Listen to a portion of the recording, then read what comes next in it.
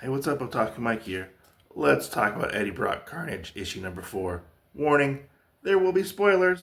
So we pick up where the last issue left off, where Eddie, when he was in his fight with Bushwhacker, he actually ends up finding this murder diary where Bushwhacker actually wanted to go after Muse, I believe.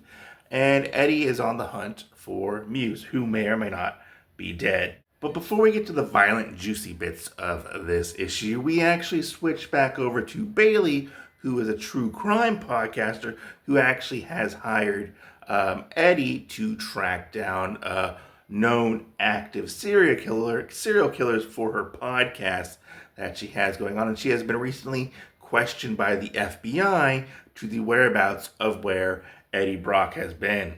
She's like, I don't know where Eddie's been. I just send him on tasks to go investigate these serial killers for the podcast. We do end up finding out that Eddie actually used to work for, I believe it was her uncle or her father. I can't remember exactly. He was at a newspaper and Eddie was an investigative journalist. Eddie ends up getting fired from that job and goes to work for Bailey, who kind of takes pity on him. But we actually end up switching back over to Eddie and Carnage, and they are in New York City looking for Muse. And we find out through Carnage, talking to Eddie, that Eddie isn't really taking good care of himself. He's in a weakened status. He hasn't been eating this and that, which Carnage ends up giving him a little snack by eating a couple rats. I know, kind of disgusting. But I hear rats are pretty good in protein, just saying. So Eddie ends up doing a little bit of investigation work and finds one of Muse's murder warehouses. And Carnage actually, when they end up getting there, he has a little bit of a bromance, like bro moment with Muses and his art that Muse likes to do. Carnage is very much impressed, and Carnage is like, hey Eddie, what are we doing here? Like, what's going on? Where is this Muse person? I want to kill someone. And Eddie's like, look, the only killer we're after and we're going to get is Carnage. And Carnage is like, what's going on? I am Carnage.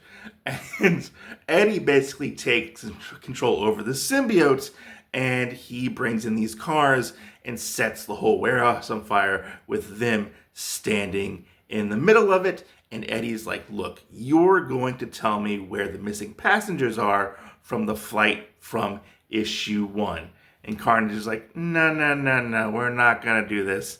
And Eddie's like, okay, well, we're both going to die then. And while this is all going on, we switch back to Bailey's perspective, and she is currently being interrogated or questioned by Misty Knight, who has been looking for Eddie for the past couple of issues.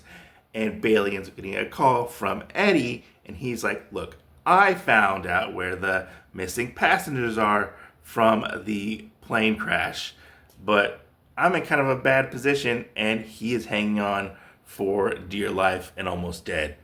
All right, so let's take a look at the internal artwork. Just gotta say, first off, I love this variant cover. It's amazing. I don't know who does it, but man, I am here for their artwork. It is amazing. There's one cover that I really want. I don't know if it's for the next issue or the issue after. They're homaging like the old EC horror comics, but for Eddie Brock Carnage, which looks really amazing. I hope I kind of get that one.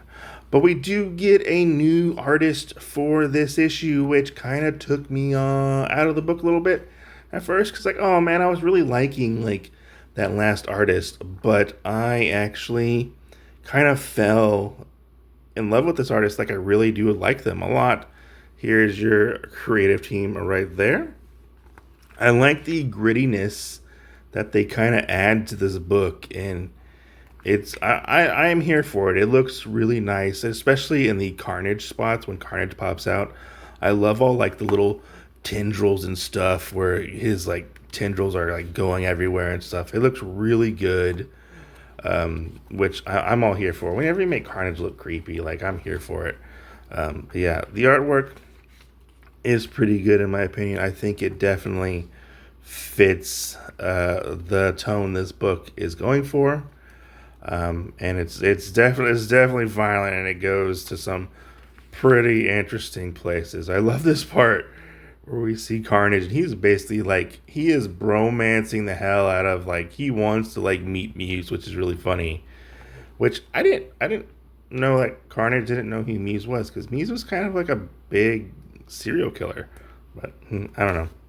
Whatever happened to Cletus Cassidy? Did Cletus die? I want to know. Let me know in the comments if you know. But yeah, oh, I love this artwork. It's so amazing. This scene definitely threw me for a loop. I was like, oh, so we're going there. We're gonna, go out in a blaze of glory. And that's kind of what Carnage slash Eddie, or more Eddie, does for Carnage, trying to get all the info out of him. But yeah, I love this. Love the artwork in this. Simply amazing.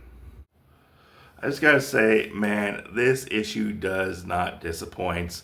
It was so good. And if you're sleeping on this and you're like kind of on the fence about it, this series has really been a fun read up to this point, and this one is a really good read too.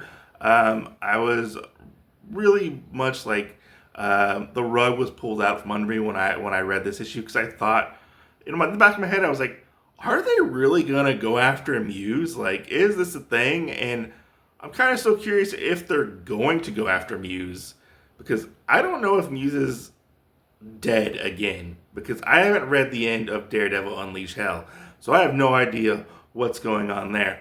But I like it to where they zigged when I thought they were going to zag story-wise, and they basically made Eddie go after Carnage and sacrifice himself to get the information that he needed from Carnage, the information that Carnage was withholding from the flight that they were on in the first issue. I feel like we've come full circle, kind of. And it's interesting to leave Eddie in such a bad way. And I don't know what ramifications this will have between Eddie and Carnage's reluctant relationship that they have. I think this puts it in a really interesting new light. Basically, Eddie kind of played chicken with fire and Carnage. So I was like, good on you, Eddie, for like getting one up on Carnage. He was kind of sort of had one up on Eddie this whole time, and has really been using him.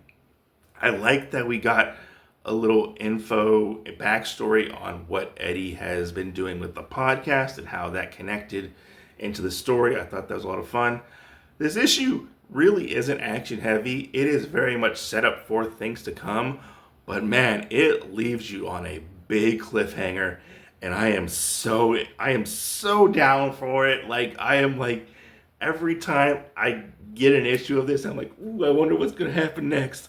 Which is weird to say, because I'm like not like the biggest like Spider-Man universe fan, but I am definitely really loving this. And I would love to hear your thoughts down below. Are you reading this? Are you on the fence about reading Eddie Brock Carnage?